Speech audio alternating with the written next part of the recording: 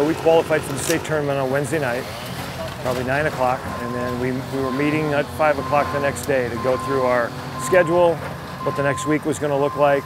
And at about 4:30 I was down on the field, and 4:35 the sirens went off, and to the west there were blue skies and puffy clouds. We kind of looked up to the north and thought, that's gray, I get it. And then started to get word trickling in that the courthouse got hit hard. We decided at that point our primary focus was going to be on our own guys. You know, let's work from the inside out and see if anybody needs help. We'd surely like to take care of them or their families or their friends. We met the next morning and at that time had gotten some feedback on some people who needed some help. And so we just kind of started with that. And it's kind of dovetailed from there.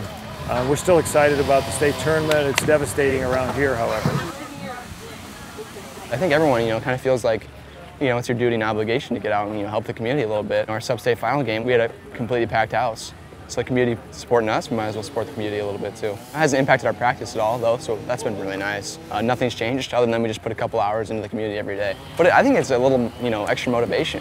That I hope some people in the community can kind of, stand behind the baseball team and maybe bring a little positive to the town after such a negative event has, happened.